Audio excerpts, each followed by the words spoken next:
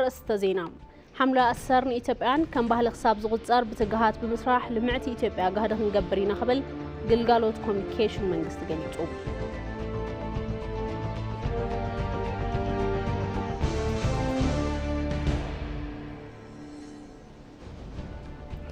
هاجرا مخكر كومشن إثيوبيا أنا من محدار كتما مخكر معرفو أبى كتما دي سابا 5 جمرة فليتوم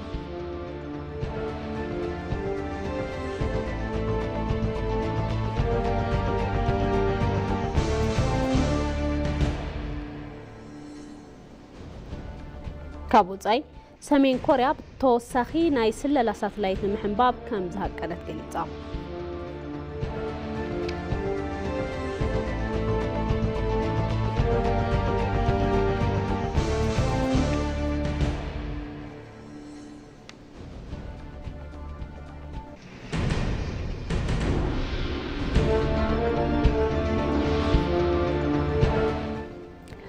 سلام تعنا بالله خبركم تملكتنا كابي تي بي مدب قنقات غرنيا لتاو ماد زينا كاب ساعه جميرونا بخم كبليو ماد زينا انا مرحبون ازريت بريو حبيركم كصنيحه فلما حصر زيناتات حمله أسر إثيوبيان كم باهلي كساب زغصر بتجهات بمسرح لمعتي إثيوبيا قاعده خنقبرينا قبل قلقالوت كوميونيكيشن منجست قليصوم بزحلفوا عمتاس تجمره مرهق بالحمله أسر أب إثيوبيا كلن كللات أب قدامي معرف لعلي 32 بليون فلسطات تدخلون تخونو كابزاتهم دما بستقبر ختتل 900 زداهم تحبيريهم حلوة هافتي تفترون هافتي وتاينم تخطات من قد نسرحن كابز عنتو لوطي نبرة أير نات أزخونن ملكة عمدراوك أمام الدان مسارة قبرت أبي أير نخلو عدل ذهبي تبايلهم كابزي بتتقراري زعرق مريتن كبابن أبي قطبا محبرهم بوليتيكون مقصاصات اللوط عنتو قليل كمزي كونه اتمقلت بريهم أبي قدامي زوريا مرهاق برحملة أسر أبي ملا هاجر بستدخلوا فلسطات قدم كبل عاري أم زنبرون مجوحوا حامل قات إمام زنبرون كبابتات أبز حزوان أبي زنبرو مسلوم نتملسون اتمريتو النحاوي 5 خونن سموي حرشا مسكرنتهم نهاب مخانو رقاقيتو مجلس يقلقالوت كوميونيكيشن منجست 5 حبرو ترقاقا مدرقين قات أمام زنبر خبابتات زناب مركاب مجمارهم حدقاو حج كنك مخالو زدارو فلفلاتن قالياتن كم حدوش ناب زنبر وهم لسو مجمارهم نسرحت حرشا حقاين تقديان مع زناب مركاب تخايليوم بمنصر فترة عدل سراح نغلب انسات نمربح نهبي مشط كربون نسنا يركب قربابتي هاجراتن دبلوماسيا وركبن لعل الجام غير يبل ابا بجت عمد كلتشن 10 أبا حدا 232 شحن حدا 244 مفلست أبياتات مدلو مرهق برحملو أسر بمسندا شدوش سنة ب3 بليون فلستات المتكال مدلوات قدمت خلا أبا كلهم كبابيتات نتصرحوا مخانم قليتهم كابزياتهم 2500 زخون أما فحص أباي كتكلوا مخانون قليتهم مدلو فلسن تخلا حملو أسر نبزحات مناقسين دك آنستيون سفيح عدل سراح نفت أرخم زخونة مقلت أرديهم أبز عمت أبى شدوش تشحن كل تميت تفاسسات سرحتي سنا أكلاوي بمسرح أبى تكبر سنه وتاوت خلافل حمله أسر نتعامل مير كبيبل مجلس قلقالوت كوميونيكيشن منجستيم لما عمت انت خلاص تسنادو فلستات بزوح أتاو زمت واتكلتي فرمرن تأمر دني نتبع أخذ مازوعنا قراب مهانم تحبيرهم نزيد ما تساتفون دلوناتهم كل زيقا تثبيتي قباري لهم حمله أسر إثيوبيان كان بهالخصاب زغصار بنقحات بمسرح زلمعات إثيوبيا قاعدين مقوار بحبار تطوكن بينايلو مجلس قلقالوت كوميونيكيشن منجستي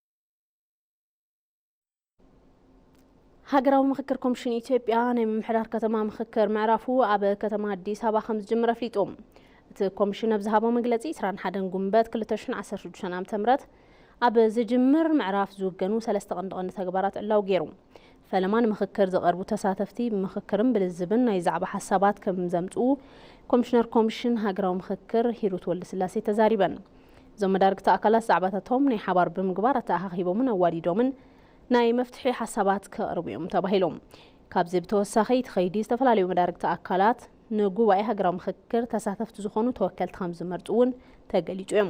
ኣብ ከተማ አዲስ አበባ 2500 ዝኾኑ ዝተፈላለዩ ክፋላት ሕብረተሰብ ዝሳተፍሉ እዚ ናይ ምክክር ምዕራፍ ን7 መዓልታት ጸኒሑ ክትብል መሳርሕትና ሙሉ ብርሃን ግርማይ ጸብጺባ።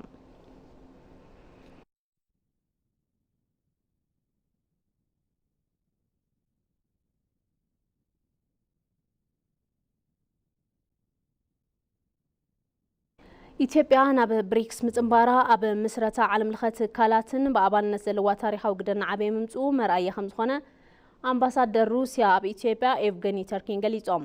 እቶም ኣምባሳደር ንግልጋሎት ዜና ኢትዮጵያ ከም ዝገለጽዎ ኢትዮጵያ ማሕበር መንግስታት ትካል ሕብራት መንግስታትን ሕብረት ኣፍሪካን ካልኦት ትካላትን ንኸምስረቱ ዝለዓለ ግደ ካብ ዘለዎን ሃገራት ሓንቲ እያ ኢሎም። ናብ ጥምረት ብሪክስ ምጽምባራ እውን እቲ ሃገር ኣብ ዓለም ለኸ መድረኽ ርክባት ዘለዋ ዕዙዝ ተሳትፎን ግደን ንዓበይ ምምጹ ዓብዪ መርኣያ ምዃኑ ተዛሪቦም። በዚ እውን ኢትዮጵያ ምስ ዘለዋ ክለምዕ ዝኽእል ዓሚቕ ጸጋ ተፈጥሮን ሃፍቲ ሰፊሕ ሓይሊ ምፍራይን መንጽር ንዓበይ ኣብ ዝመጸ ምትሕብባር ደቡብ ሃናጺ ግደ ክትጻወት ከም ትኽእል ገሊጾም። ጥምረት ብሪክስ ናይተን ሃገራት ክልቲያውን በዓል ብዙሕ ወገን ምሕዝነትን ናብ ዝለዓለ ብርኪ ብምስጋር ሓበራዊ ዕቤት ቁጠባ ንምቕጻል ከም ዝሕግዙ ነብሪሆም። ኣባል ሃገራት ብሪክስ እውን ኣብ ቁጠባ ዓለም 58.9 ትሪልዮን ዶላር ኣሜሪካ ብጽሒትን 45 ሚእታዊ በዝሒ ህዝብን ብምሓዝ ልዑል ዓቕሚ ከም ዘለዎን ገሊጾም።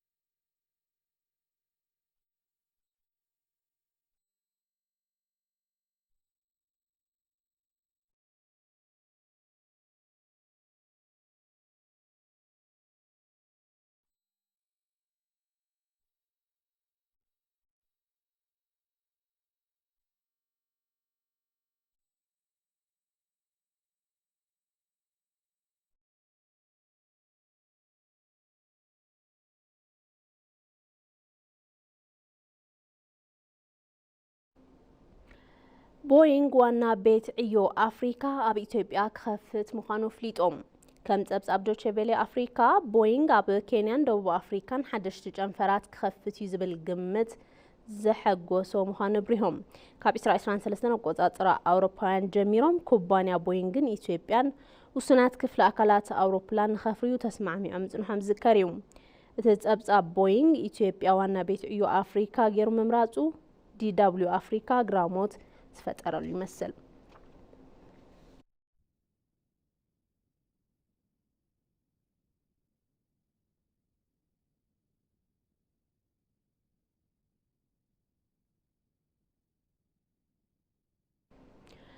ቢሮ ሓለዋ ጥዕና ጊዜያዊ ምሕዳር ክልል ትግራይ ብሓገዝ ዝረኸበን ኣምቡላንሳትን ሞተር ሳይክላትን ማእኸል መሐብሐቢ ኣረጋውያንን ሕሙማት ኣእምሮን ህጻናትን ፍሬምናጦስ ብሓገዝ ዘበርኪቶም።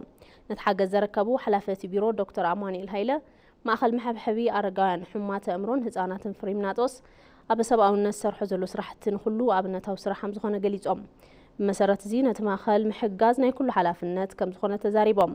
መሰረት እቲ ማእኸል ኣባ ገብረ መድህን ብግድኦም እቲ ማእኸል ካብ ዝጣየሽ ጀሚሩ ዓለይትን ሃይማኖቱን ከይፈለየ ዝተፈላለየ ማሕበረ ቁጠባዊ ፀገማት ዘለዎም ወገናት ብምሕብሓብን ብምክንኻንን ማሕበራዊ ሓላፍነቶም ምፍጻም ይርከብ ክብሉ ገሊጾም። ቢሮ ሓለዋ ጥዕና ኣምቡላንሳትን ሞተር ሳይክላትን ምድጋፉ ብምምስጋን ካልኦት ኣካላት እውን ነቲ ሰናይ ተግባር ክስዕብዎም ተላብዮም።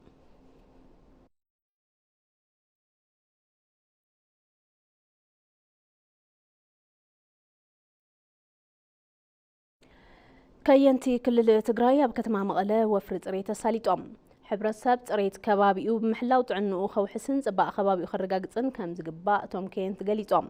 ኣብ ጎደናታት ከተማ መቐለ ወፍሪ ከባቢያዊ ፅሬት ዘካይዱ እንትኾኑ ዕላማት ወፍሪ ድማ ሕብረተሰብ ከባቢያዊ ፅሬቱ ብምሕላው ጥዕንኡ ንከውሕስ መርኣያ ንምዃኑ ተገሊፆም።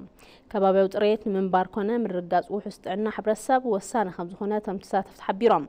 ፅሬት ከተማታት ትግራይ ብዝሕዚ እዋን ኣብ ዘተሓሳስብ ብርኪ ከም ዝርከብ ዝገለጹ እቶም ከየንቲ ኣብዚ ጉዳይ ሕብረተሰብን ዝምልከቶም መንግስታዊ ኣካላትን ትኩረት ሂቦም ክሰርሕሉ ድማ ኣተሓሳሲቦም።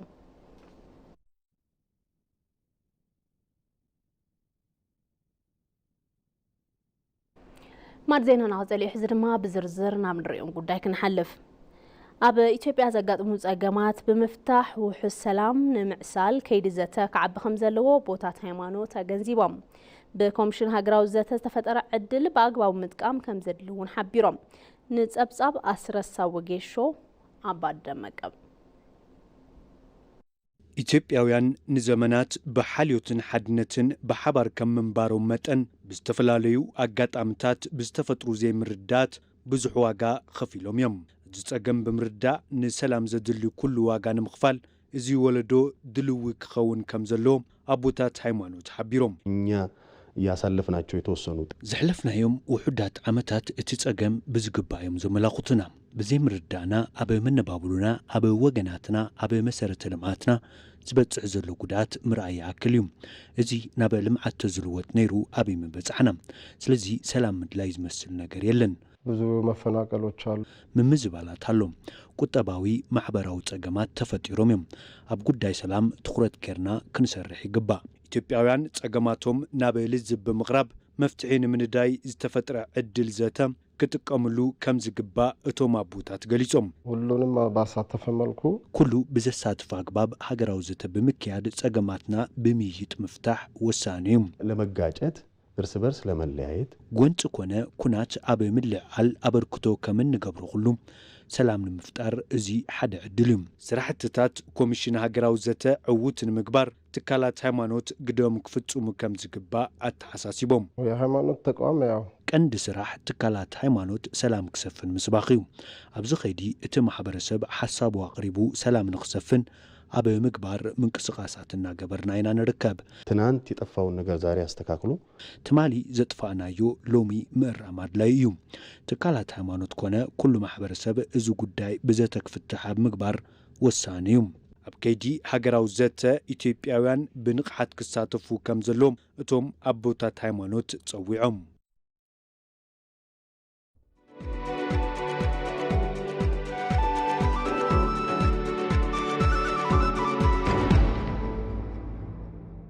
ዜና ዕዳጋ ኢትዮጵያን ኩዌትን ሰነድ ስምምዕነት ምውፋር ስራሕ ወፃኢ ዓዲ ፈሪመን።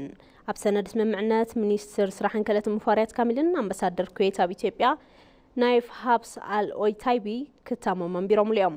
እቲ ስምምዕነት ብምኽንያት ስራሕ ናብ ኩዌት ዝኸዱ ኢትዮጵያውያን መሰሎምን ረብሓምን ተሓልዩ ሕጋዊ ዕድል ስራሕ ዝረኽብሉ ናይ ምትሕብባር ኩነታት ንምፍጣር ግልፂ ረብሓ ከም ዝህልዎ ተገሊጾም።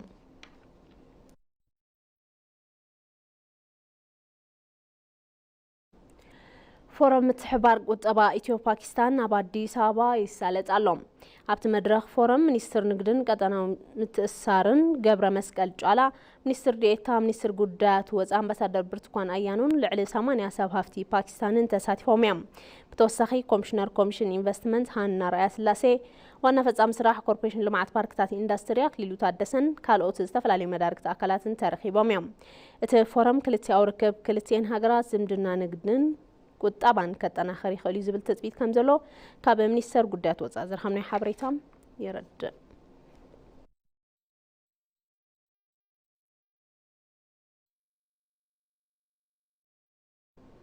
ዜና ወፃኢ ሰሜን ኮርያ ተወሳኺ ናይ ስለላ ሳተላይት ንምሕንባብ ከም ዝሃቀነት ገሊፃ። ሰሜን ኮርያ ከም መቆፃፀሪ ኣውሮፓውያን ካብ 27 ጉንበት 4 ሰነ ኣብ ዘሎ ግዜ ተወሳኺ ናይ ስለላ ሳተላይት ንምሕንባብ ከም ዝሃቀነት ንጃፓን ኣፍሊጣ። ኣብ ዝሓለፈ ወርሒ ሕዳር ፈላማይ ሳተላይት ስለላ ከም ዝሕንበበትን ብሰፊሑ ከም ዝኾነነትን ይዝከር። መራሕቲ ሃገር ኪም ጆንግ ኡን ኣብ ዝሓለፈ ዓመት ፒዮንግያንግ ኣብዚ ዓመት ተወሰኽቲ 3 ሳትላይታት ስለላ ከም ትሕንብብ ገሊጾም ነይሮም እቲ ሃገር ንምዝማን ዝሓዘቶ መርሃ ግብሪ ክቕጽል ብምግባር ካብ ዝሓለፈ ዓመት ኣቆጻጽራ ኣውሮፓውያን ዝለዓለ ፈተነ ጽዋር ገይራ እያ ሰብ ሞያ ከም ዝብልዎ እቲ ናይ ስለላ ሳትላይታት ነቲ ሃገር ጠቕሚኦም ዝተባሃሉ ሓበሬታታት ዝእክብ እንትኾነ ብፍላይ ድማ ኣብ ልዕሊ ደቡብ ኮርያን ዝኾነ ይኹን ወታደራዊ ጎንፅን ወሰንቲ ሓበሬታታት ዝህባ ከም ዝኾነ ኣልጀዚራ ጸብጺቡ